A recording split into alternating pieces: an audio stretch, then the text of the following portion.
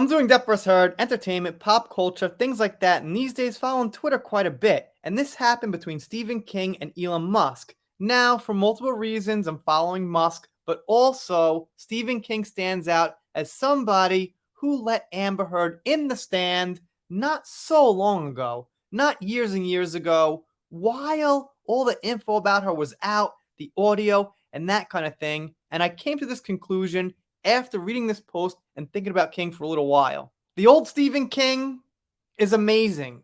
He's a legend. In his younger years, he was putting out some great books, some great material, but now, kind of like Mark Hamill, in his older years, he's just pretty much this political pundit kind of. And obviously, he leans to one side of the fence very heavily, and he leans to the side of the fence with the corporations, the mainstream media, and that kind of thing. So, the older Stephen King now, I gotta say, I'm not a huge fan, but for you guys who are fans, I love his younger years. He was amazing, but right now, I don't know. He says, I think Elon Musk is a visionary. Almost single-handedly, he's changed the way Americans think about automobiles. I have a Tesla and I love it. That said, he's been a terrible fit for Twitter. He appears to be making it up as he goes along. And Elon Musk says suggestions are welcome. So why now isn't Elon Musk a great fit for Twitter? I gotta take the elephant out of the room. He reinstated Trump, and obviously, if you don't like Trump, you're not gonna like Elon Musk so much and just say he's doing a bad job with everything. But I don't think so. Twitter's running really smooth. He put back Adam Waldman, who we know we are fans of, and I bet he would even let Johnny make a Twitter account now if Johnny wanted to. Time shall tell on that. And then Musk says something down here I gotta totally agree with. The goal is a trusted digital town square where a wide range of views are tolerated provided people don't break the law or spam.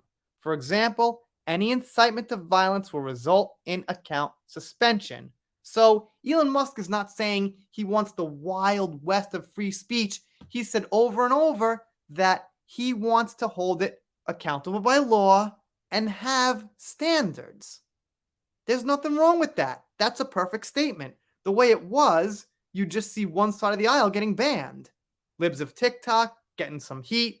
The Babylon Bee getting suspended, which is one of the reasons Elon claims he bought Twitter to help them out. And of course, a bunch of other people getting suspended and banned just for their opinion.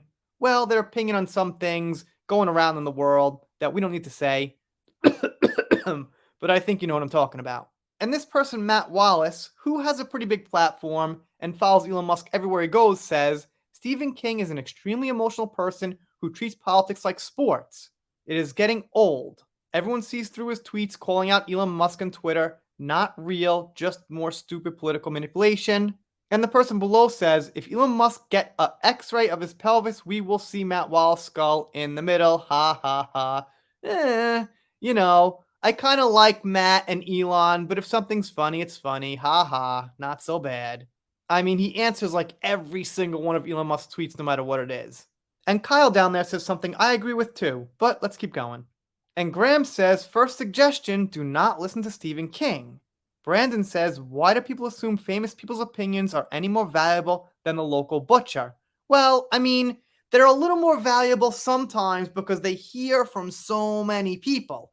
The local butcher sits there and I guess goes through his day and talks to customers here and there. But if you're famous, you generally have access to talking to lawyers and doctors and professionals who just, want to talk to you, give you advice and things like that. So because of this open access, because of free resources, you end up getting a certain amount of information not everyone gets. So don't underestimate that. Obviously, the IQ level doesn't change much, but like in the case of a YouTuber, if you've got like 500,000 subs, you're getting Twitter DMs, emails, and comments all day long. And you've got a lot of people to give you info. If you're just a user with no platform and you're getting like, a couple of mails a day from your friends, you don't have access to that info.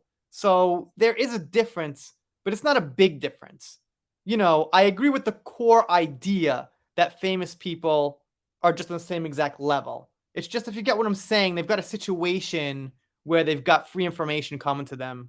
And this next person here says Steven is saying what a lot of people are thinking. You did something good with the cars, but now you're doing something wrong. Well, what's the wrong? What's the wrong? What's wrong with what's going on?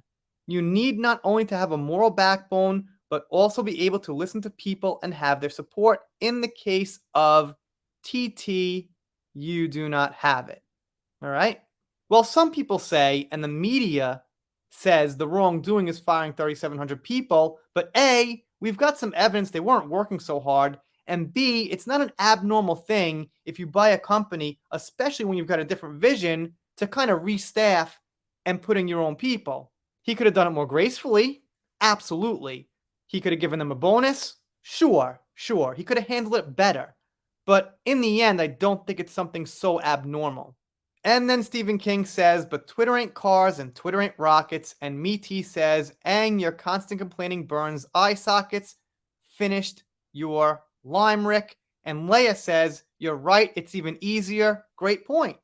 Yeah, I wish I thought of that comment, but I thought to make a video. So basically, if you could handle Starlink, Tesla, SpaceX, the Boring Company, and all these other advances in technology, well, Twitter might not be the hardest thing you're doing. Great point. I'll end with that. Let me know what you think down below. Shout out to Leia, by the way, always on Twitter. And if you're not subscribed here, I'll be sad, but I'll get over it. See you next time.